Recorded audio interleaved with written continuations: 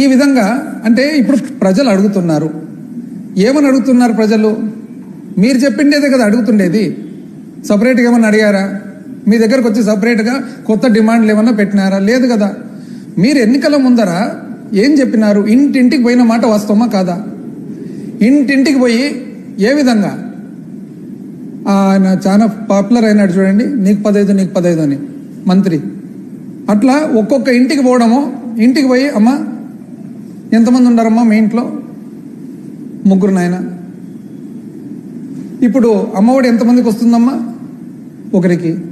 మేము వస్తే 3కి ఇస్తానమ్మా అని చెప్పి ఇట్లా పేపర్ తీసుకొని పేపర్లో టేబుల్ వేసి 1 తల్లికి వందనం, 3 పిల్లలు ఇంటూ 15,000 45,000 రాసిన మాట వాస్తవమా కదా?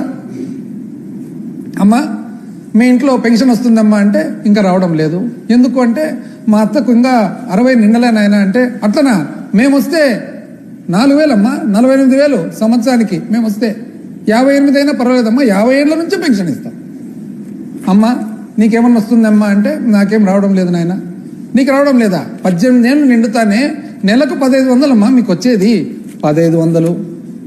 వ్యవసాయదారులు ఎవరైనా ఉన్నారమ్మా మీ ఇంట్లో అంటే ఉన్నారు నాయన, మా ఆయన వ్యవసాయమే చేస్తే. అట్లనా? 12,500 ఇప్పుడు రైతు భరోసా కాకుండా 20,000 రూపాయలమ్మా మేము ఇచ్చేదని మళ్ళీ 20. పిల్లలు ఎవరైనా ఉద్యోగం లేని వాళ్ళు ఉన్నారంటే నా కొడుకు చదువులు అయిపోయినాయి నాయన, ఇంకా ఇంతవరకు ఉద్యోగం రాలేదు. ఉద్యోగం రాలేదా మీకు? అరే 3,000 రూపాయలమ్మా, 3,000 నెలకు. నీకేం దిగులే లేదు. ఎట్లా పోతున్నావమ్మా నువ్వు? ఏదైనా పని ఉంటాయంటే ఏం చేస్తావు నాయన? ఆటో గిటో లేదు, బస్సు ఫ్రీ, నీకు ఫ్రీ అమ్మా. వంటలు ఎట్లా చేసుకుంటున్నావమ్మా అంటే ఏదో నైనా కదా కష్టపడుతున్నామంటే 3 సిలిండర్లు అమ్మా మీకు ఫ్రీ.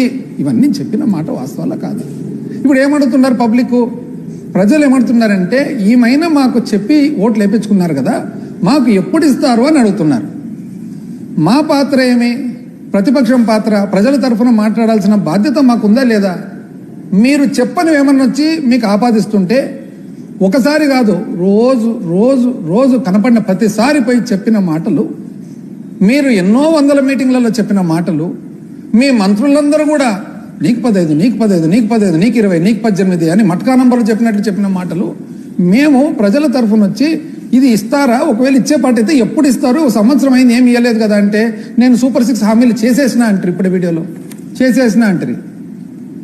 ఏం చేసినారు అని అంటే 1,500 రూపాయలు ఏదైతే మహిళలకు 18 ఏళ్ళు నిండుతాను ఇస్తా అని చెప్తారో అది పీపీపీ మోడల్కు లింకప్ చేసిన అంటారు. అదేందండి అది? పీపీపీ అంటే మీ ప్రకారం ఏంది? ఒక వ్యక్తి ఇంకో వ్యక్తిని చూసుకుంటాడంట ఊర్లో. అంటే ఒక వ్యక్తి ఇంకో వ్యక్తిని చూసేదానికి ఒక వ్యక్తి ఇంకొక మహిళకు 1,500 రూపాయలు అంటే ఏం బేసిస్ మీద ఇది? ఇంకోటి ఏమన్నా స్కిల్ డెవలప్మెంట్ ద్వారా ఉద్యోగాలు ఇచ్చేస్తారండి. నేను స్కిల్ డెవలప్మెంట్ మంత్రిగా పనిచేసినాను.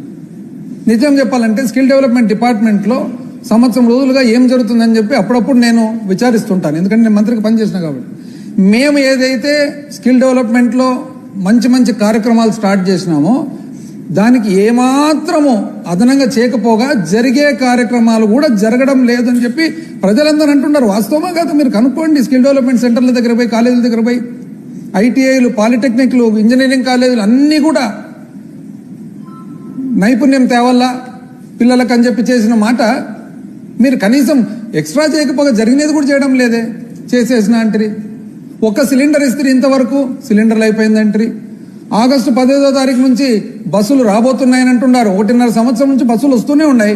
అది చేసేసిన అంటారు.